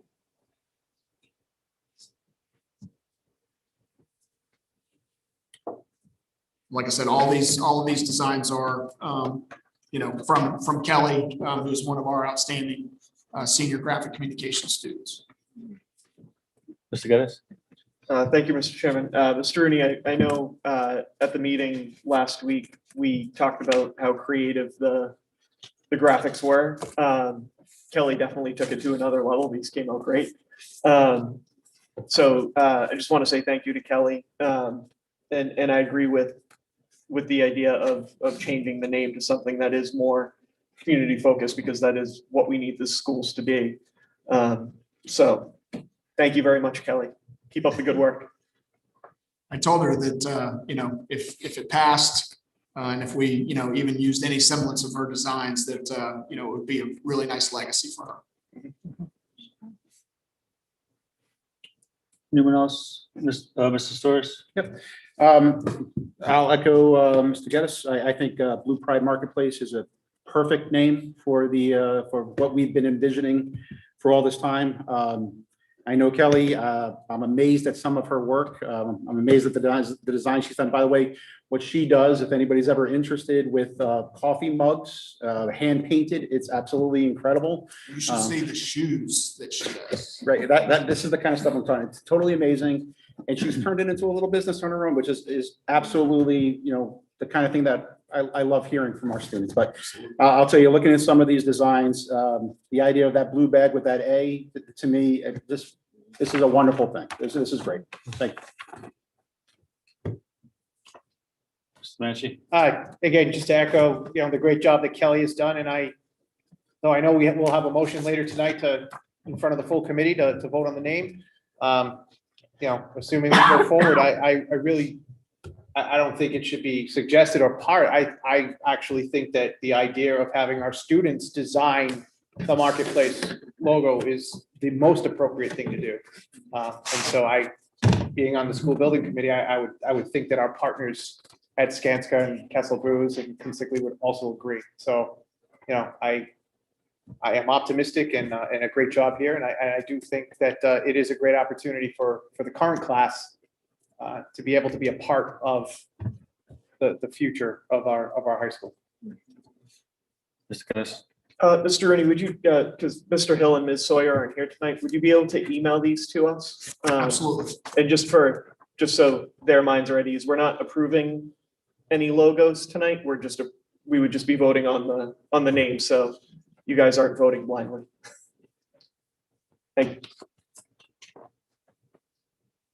All right, so it looks like, peeking down the agenda tonight, we do have a motion later that'll be coming out of infrastructure and facilities for the renaming of the marketplace. I'm not going to steal Mr. Domenici's thunder. I'll let him bring that motion forward at the appropriate time. But I thank you for giving us this information and making the case. I think that it's a credit to our students in the program, and certainly seems like a good plan. So thank you. Thank you very much. And I think that will conclude our time with Mr. Rooney. Thank you, Principal Rooney. Thank you very much. That concludes our business agenda tonight. Next, we have approval of our minutes from our February 22nd, 2021 meeting. Minutes were circulated with your materials. Do we have a motion to approve? So moved. Second? Any discussion or edits? All right. Ms. Johnson, Yes. Mr. Geddes, Yes. Mr. Withers, yes. Mr. Larson? Yes. Mr. Storrs? Yes. Ms. Porto? Yes. Mr. Domenici? Yes. Mr. Hill? Yes. Ms. Sawyer? Yes. All right, motion passes. Thank you. Consent agenda, 4 items I'll read tonight and then take the roll. Motion to accept the donation, the amount of $11,000 from the Feinstein Foundation as broken down In my memorandum dated March 4th, motion to accept a payment in the amount of $16.75 from Bay State Textiles to Hill Roberts. Motion to accept the contractual obligation in the amount of $119.75 from Planet Aid, Inc., as broken down in the check receipt dated February 24th, 2021, and a motion to accept a donation in the amount of $25.55 from Coca-Cola Give Program to the Hill Roberts Gifts donation line. So moved. Second. Ms. Sawyer, Yes. Mr. Hill, Yes. Mr. Domenici, Yes. Ms. Porto. Yes. Mr. Storrs. Yes. Mr. Larson. Yes. Mr. Withers, yes. Mr. Geddes. Yes. Ms. Johnson. Yes. That concludes our consent agenda tonight. Next, we'll move on to our subcommittee meetings, and we'll start with teaching and learning. And for that, I'll turn it over to Ms. Johnson. Thank you, Mr. Withers. This is my report of the Teaching and Learning Subcommittee meeting, which took place on February 23rd. We were excited to begin the meeting with a very special guest, the Reverend Cheryl Harris, who came to discuss the work she has been doing with the Attleboro Public Schools since 2018 on diversity, equity, and inclusion. Reverend Harris is a seasoned consultant and workshop facilitator and has been an active member in the Attleboro community as the senior pastor of the First Baptist Church of Attleboro, a facilitator in the Neighbors in Dialogue series, and a leader in the Be Heard Community Coalition for Education. During the presentation, Reverend Harris presented a PowerPoint presentation showing the work, professional development, the purposes and the goals of DEI and the future work for DEI with the Attleboro Public Schools. In addition to the professional development for staff, and the other work to date includes the bias-related survey and focus groups with many of our community stakeholders, including students, staff, and families. We'd like to extend a special thank you to Reverend Harris for coming to visit our subcommittee meeting. We also took time to debrief on the meetings that the school committee and AEA had that were recently held. It was agreed that the frank dialogue was productive, generally well-received all around, and an overall positive experience by all who attended. The school committee is grateful to have a healthy and productive relationship with the AEA, and we look forward to continuing this open dialogue with the AEA. The administration also provided the subcommittee with the takeaways and lessons learned during the full remote learning after the Christmas break. That seems like an eon ago, but it was something important to cover. While some of the students encountered much difficulty while the district was in full remote, there were other students that thrived. Much of the success of the individual learner had to do with their particular learning style and needs.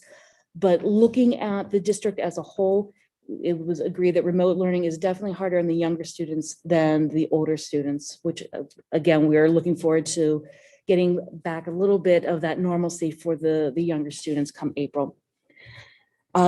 This led to a robust discussion on the current rules and guidelines of the state of Massachusetts and the planning and logistics of the district to date of how to possibly bring back all students, considering spacing and availability of classrooms, planning for how lunch specialized programs, and CT programs will work. And as we heard earlier in our meeting today, a lot of that planning and logistics are still very much underway. Regarding the testing pilot for the pool surveillance testing pilot, there's definitely been an increase in participation since the beginning of the pilot. And this is all going to help the district transition to full in-person learning in a safe manner, which is everyone's goal. But as Mr. Sawyer stated earlier in the meeting, a greater participation rate will allow us to have a greater confidence of the amount of virus transmission in the schools. There's also a benefit should you find your student is a close contact of a positive case.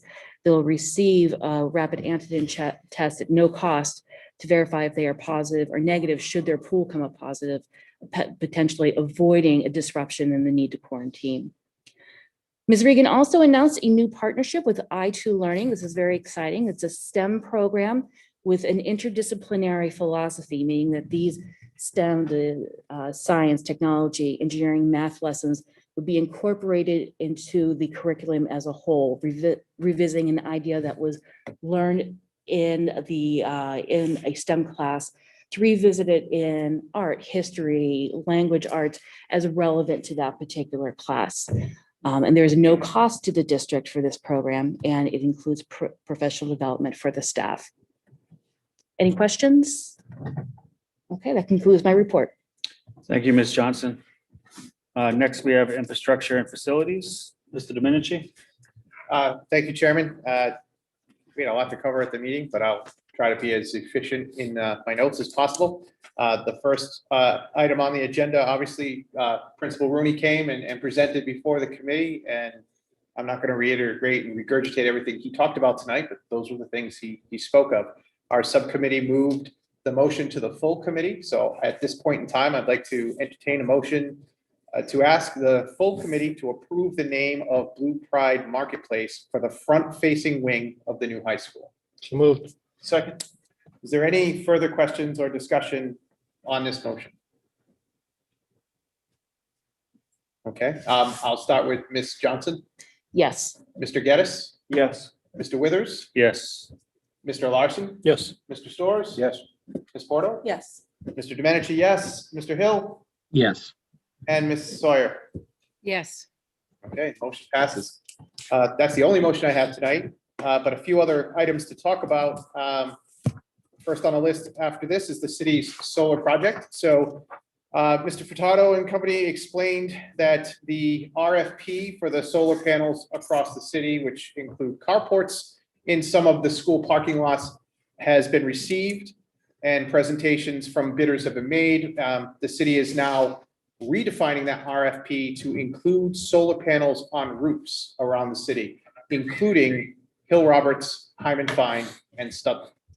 So we had a lot of discussion on this. Talked about the impacts of the roofs, roof warranties, who would be responsible for repairs. That would be the lessee. This is a partnership with a company, whoever comes forward with this. So any revenues received, any income for the projects for leasing this space goes to the city as opposed to the school department. The idea is to start to work on these solar panel projects this summer throughout the city. One potential benefit for the schools is that there may be some parking lot asphalt issues that we currently have in some of these schools that could be addressed with the creation of carports in the lots, because they may have to, they would have to build the appropriate infrastructure to do that. Mr. Storrs. So I just want to make sure I understand what you're indicating is, so all this time we were planning on doing solar panels in the parking lot. And I was always under the impression that any savings or any, I guess savings is the right term, that would be seen would offset the Attleboro Public Schools. Is that not the case? That's not the case. It's, so we need to make a distinction between the power generated, which has nothing to do with the schools or the city, and the use of the space, which is a lease agreement between the solar company, if you will, and the city. So the city is going to be paid for the use of the space. Of the school space. Yes. And so the Any city would see the, I don't know if the term is revenue or profit, whatever. The revenue from the lease. The revenue from the release is going to go to the city and the schools will see nothing of it? We haven't discussed what happens to the revenues. I don't think there's been any substantive discussion on that at this point. So let me pose this contrary, because obviously if this was known prior, I think I would have brought this up earlier, is obviously leasing is one route to go when it comes to solar panels, the other is owning. If the Attleboro Public Schools owned the parking lot, I'm not saying we're going that route, but if we had gone that route, would the savings affect the schools? Yes, and I think that's what you're gonna see with the new high school, which is gonna have a similar canopy, but it's part of the school building project and being paid for in the project as part of the building. So I think you'll see that there. So you're saying we'll see a savings in our electrical based on the usage, Yes, but the revenue from the space is the city, not the schools. yeah, so you'll see a savings at the new high school. Right, up in electrical usage, electrical, yeah. But in the other buildings we're talking about here, there's we have nothing to do with the electricity. None of those are school buildings? they're all school buildings, but the financial agreement is the lease, not the production of power. So to verify, solar panels are gonna go on our school's roofs. I don't know if that's been decided, but that's a proposal, yes. And we would see no revenue from that. Or no savings from that either, other than the parking lot, high school, which we already discussed. Correct.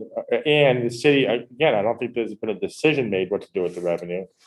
So that's still something the city is gonna work out. What do you do with the revenue? We just got proposals as to what the magnitude of these potential revenue streams would be.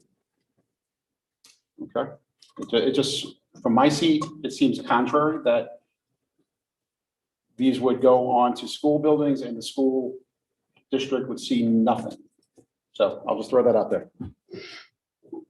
Sorry to interrupt you. No, that's okay. We, again, initially, the plan was to have some carports in some of our schools, and it's been expanded. But it's not just the school. This project is a citywide effort. There'll be other areas in the city that will also have solar being brought in. So it's part of a larger initiative, but your point is taken. Moving on from that, the subcommittee, we were informed that the performance contracting order that started at the end of November is, at the time of our meeting, was almost done. I don't know if there's been any change to that. No, we still haven't had a report out yet. So in the coming month, we should get a proposal and we'll be updated at that point in time. Hopefully by the time for our next meeting. And then with respect to capital improvements, Councilman Conti has a capital improvement subcommittee meeting tomorrow. So Mr. Furtado has forwarded the link to our subcommittee to attend. I do plan to attend that. Going to talk obviously about some of our capital improvement needs. Mr. Furtado also let us know, I think in preparation for that, thank you to Mark, to you and Jason to give Councilman Waterman the tour of all the different buildings that he was looking to see in preparation for the meeting. I always appreciate when we can accommodate our fellow council members. We also had an interesting request by the city of Warwick. It turns out that they have a pool that is identical to our current pool that is being dismantled. And they were requesting the pool gutters. So we had some initial discussion. They were initially just going to be destroyed as part of the rest of the demolition. They are minimally valued, so we will give them to the city of Warwick. And then moving on, there was a couple of other items we talked about. We're here at Wamsutta. So Mr. Furtado let us know that the architects for the middle school roofs went to the city after there were some additional leakage problems reported here at Wamsutta. They had some concerns. This is Russo Bar, who we use for many of our roofs. Concerned that there might be structural problems beyond the scope of what the roofing projects were that caused the original leakage, for both here and Brennan.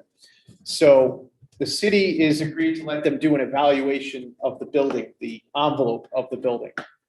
If there's anything structural discovered, the concern would be, obviously, since Brennan's a similar build, that there could potentially be those same type of issues at Brennan as Wamsutta. These problems that were found during the recent replacement of these roofs were discussed. We are still awaiting, at least as of our meeting, the results of that evaluation. And Mark, I don't know if we've had time since, because it's only last week, if we've had that result back. No, we haven't. I just reminded the city that Russo wanted to give us a presentation, so they're following up. They haven't gotten back to it. Okay. So yeah, some concerns that, obviously just had that whole project in for both the middle schools. To see that there was still a potential issue here is a bit disconcerting, but more to come on it. And then carrying on the good news of Wamsutta, we were informed that during the biannual evaluation of cooling systems that this particular cooling system here has failed. And the concern is that it will not work as the weather warms up. So we're looking into pricing to either fix or replace the cooling system. Trying to get this done as an efficiency project through National Grid. This isn't an item that was on our capital projects list. So the administration will let us know what the plans are to tackle. And Mark, I don't know if we've had any updates since the No. meeting, No, but that's where we currently stand here.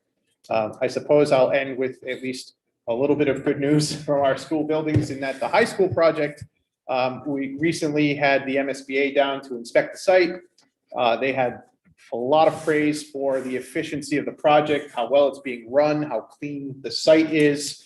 A lot of good things. I think they may have even said this was probably one of the most efficient projects that they had seen in recent memory. The concrete structural work is all done at the project. The roof, as of our meeting, was just about done. We are still on schedule and under budget. So there's that. And that concludes my report. Thank you, Mr. Domenici. Next, we have our Policy and Personnel Committee report. Mr. Soares. Thank you, Mr. Chairman. The Policy and Personnel Subcommittee met on March 1st. We continued our 3-year review. The following policies were voted out of the subcommittee unanimously, so I'll read through them and put them right up to for discussion. All of the policies I'm going to speak to right now, there are no recommended edits. They either already coincide with mass policies and we're not looking to change it, or mass doesn't have them. For example, an employee child care program that is specific to the Attleboro Public Schools, but there are no recommended edits from the administration. So the following policies, policy AA, school district legal status, AB, the people in their school district, AD, school district mission, vision, beliefs, ADA, Attleboro Public School strategic plan and district goals, AE, commitment to accomplishment, EFD, meal charge policy, GBEBD, online fundraising and solicitations, crowdfunding, GBGCA, employee child care program, GBGF, family and medical leave, GCA, professional staff positions, GCBA, professional staff salary schedules, GCBC, professional staff supplementary pay plans, IKB, homework policy, JH-Exhibit 1, attendance notification at all Attleboro schools, KBBA, non-custodial rights, KE, public complaints, and KI, visitors to schools. We're just noting the review date. Is there any discussion? All right, seeing none. Ms. Johnson, Yes. Mr. Geddes, Yes. Chairman Withers, Yes. Mr. Larson. Can we have a second, please, sir? All these were voted out of the subcommittee unanimously, so they already have the support to be put up for Robert's rules. So we should be We good. don't need a second? Nope, no, they were motioned and seconded out of the subcommittee. Aye. All right, Mr. Storrs, yes. Ms. Porto, Yes. Mr. Domenici, Yes. Ms. Sawyer, Yes. and Mr. Hill. yes, All right, thank you. The next 3 motions, I'll go through each of the 3, and then I will ask to see if anybody wants to take one up separately, or I will put a motion for all 3. First one is policy exhibit GBGCA Exhibit 1, employee child care program fee structure. For the fee structure, previously, the fees were one set price for our infant, preschool or toddler programs, full price of $55 with a half-day price of $28. The recommendation was to, based on the level of care, to change it to 3 different rates. The policies were provided to the members. So there's 3 different rates for infant, pre, or toddler. And the note at the bottom that talked about teen parenting, we're removing that note because the PACE vouchers program covers it, so we don't need to include that note. All right, next is JLCD, administering medicines to students. This one I'm actually going to take up separate, and I'll explain in a moment why. So we had discussion during the subcommittee about aligning with MASC, with the exception of one piece, but since that time, Ms. Singer and Lori have talked with our school nurse, and she would like us to line exactly with what MASC provides. The area that we were kind of torn on had to do with non-medical staff administering Narcan. And it had to do with training for those people. So we were originally thinking about keeping that out, and that was the discussion of what left the subcommittee. But the school nurse has asked that we keep it in there to give them the ability to go that route if they wanted to. So we're looking to align with mask. So for this, I would look for a motion, since it is different than what was voted out. I'll look for a motion to align policy JLCD with mask. So moved. Second. All right, I have a motion and a second. Is there any further discussion? Mr. Storrs? Yes, please. So what was circulated to the subcommittee is the revisions to align it with mask? So there would be one difference in what the members saw, and that was the statement that training of non-medical staff to administer Narcan. Mhm. But that the mask policy has that in it, and we're gonna keep it. Keep it back, keep it in there? Yeah, Okay. so we're perfectly aligned with mask. Okay. Very good. Any other discussion? All right, Mr. Hill, Yes. Ms. Sawyer, Yes. Mr. Domenici, Yes. Ms. Porter, Yes. Mr. Storrs, yes. Mr. Larson, Yes. Chairman Withers, Yes. Mr. Geddes, Yes. and Ms. Johnson. Yes. All right, and then the other policy, the last one was policy KDB, the public's right to know. This is a policy that we currently don't have. It's a very straightforward policy. Mask has it, so we're looking to adopt it. In order to adopt it, part of this motion was that policies BEDG, minutes, GBJ, personnel records, and JRA, student records, would get the cross-reference of KDB down in the footer. So both GBGCA Exhibit 1 and KDB Public Right to Know were voted out unanimously from the subcommittee, so I'll put it up for discussion. Does anybody want me to take up either one of those separately? Mr. Geddes? Thank you, Mr. Storrs. On the first one, the GBGCA E1, Yes, sir. we had talked about removing the note depending on, if I remember correctly, depending on clarification of what exactly the note meant, because we couldn't decide if it referred to children aging out, if it referred to teen parents aging out of the high school. Did we get a clarification? It was the latter of what you just said. So it was teenage students who've actually graduated, so they're no longer in school, and they could still utilize the program. And really, all the footer was saying is what's already in place based on the state voucher program. So the administration had indicated removal of the note is acceptable.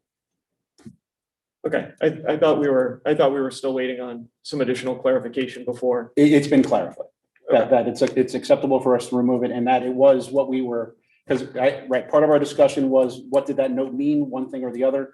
And it meant what we were just talking about, student graduates, but they could still utilize the childcare program. Thank you. Okay. If everybody's okay with me doing both at the same time, is there any further discussion? Seeing none, Ms. Johnson, Yes. Mr. Geddes, Yes. Chairman Withers, Yes. Mr. Larson, Yes. Mr. Storrs, yes, Mrs. Porto, Yes. Mr. Domenici, Yes. Ms. Sawyer, Yes. and Mr. Hill. Yes. All right, thank you, everybody. Mr. Chairman, that concludes my report. Thank you, Mr. Storrs. Finance and Budget, Mr. Larson, bring us home. Finance and Budget Subcommittee met March 3rd. As we always do, Mr. Furtado took us through the monthly financial reports. Not a lot has changed. As we've been talking about all year, we're still running between $500,000 and $600,000 deficit, attributable basically to two major items, one being Abacus and the other one being the school lunch program. These two items will not, as of still right now, not be covered under grants that have come through both from the state or the federal level. So we will have to make this up through operations somewhere. So we do have some savings that we're starting to see, but there's still a lot of year left. So it's going to get very tight in the next few months. We'll continue to keep you updated as the year progresses.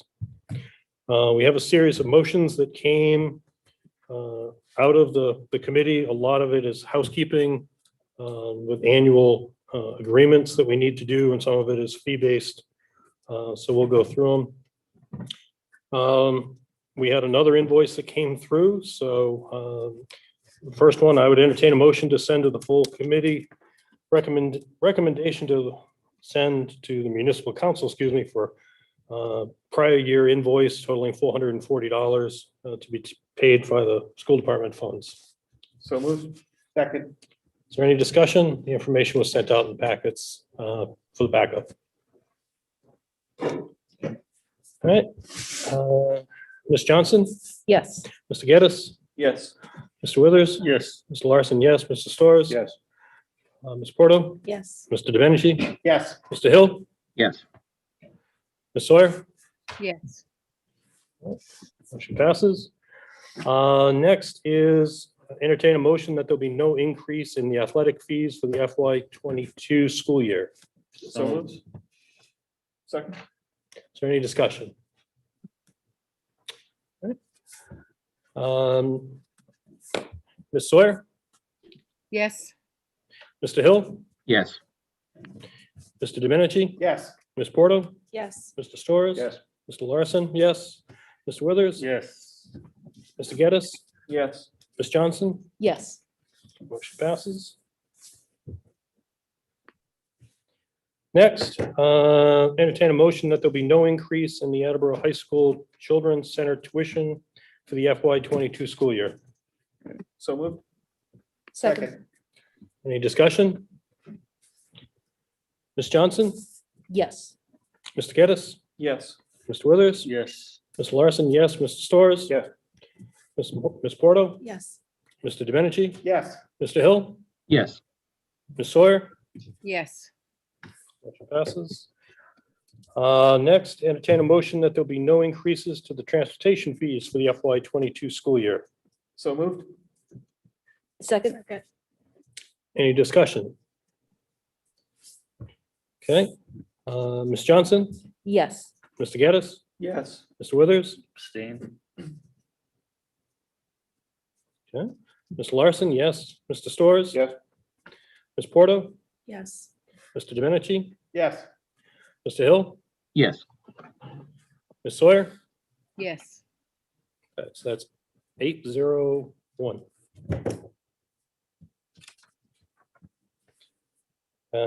Next, motion to approve the rate change as described in the memorandum of abacus for the FY '22 school year.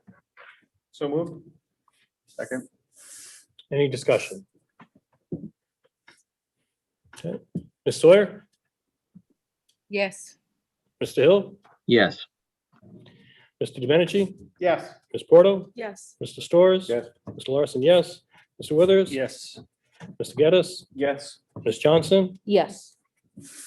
motion passes. Next, enter a motion to enter into a rental agreement with the Smarts Collaborative for the summer program from July 1st, 2021 through August 18th, 2021. So moved. Second. Any discussion? Ms. Johnson, Yes. Mr. Geddes, Yes. Mr. Withers. Yes. Mr. Larson, yes. Mr. Storrs. Yes. Ms. Porto, Yes. Mr. Domenici, Yes. Mr. Hill, Yes. Ms. Sawyer. Yes. Motion passes. Motion to enter into a rental agreement with the Smarts Collaborative for the FY '22 school year. So moved. Second. Any questions, concerns? Ms. Sawyer, Yes. Mr. Hill, Yes. Mr. Domenici, Yes. Ms. Porto, Yes. Mr. Storrs. Yes. Mr. Larson, yes. Mr. Withers, Yes. Mr. Geddes, Yes. Ms. Johnson. Yes. Motion passes. Last, enter into a motion to enter into a rental agreement with Abacus for the FY '22 school year. So moved. Second. Second. Any discussion? Quick question, Mr. Certainly. Larson. More question for the administration. I'm sorry, I did not have thought of this until the last motion on the agenda. We talked a lot about spacing concerns in the classrooms and the cafeterias. Are there any spacing concerns related to Abacus? And do Abacus staff fall under the K to 12 vaccination stage? They are childcare, so I'm not sure what Massachusetts did in terms of prioritizing childcare. They're not teachers, they're childcare, so whatever that group. Okay. And their spacing requirements are administered by the early education group in the state, not by DESI. So they have different requirements, how many students or how many children one staff member can supervise and that sort of thing that's unique to them. But they follow those guidelines. And they're bringing everybody back full-time would not create any, we'd still be able to adhere to those guidelines. Yes. Without any issue. Okay, thank you. Thank you, Mr. Larson. No problem. Any other questions of discussion? Right. Ms. Johnson, Yes. Mr. Gaddis, Yes. Mr. Withers, Yes. Mr. Larson, yes. Mr. Storrs. Yes. Ms. Porto, Yes. Mr. Domenici, Yes. Mr. Hill, Yes. Ms. Sawyer, Yes. motion passes. Mr. Chairman, that's the extent of my report. Thank you. Thank you, Mr. Larson. That concludes our consent agenda tonight and concludes our agenda. I'll entertain a motion to adjourn. So moved. Second. Ms. Johnson, Yes. Mr. Geddes. Yes. Mr. Withers, yes. Mr. Larson. Yes. Mr. Storrs. Ms. Porto. Yes. Mr. Domenici. Yes. Mr. Hill. Yes. Ms. Sawyer. Yes. Thank you, everyone. Have a good night.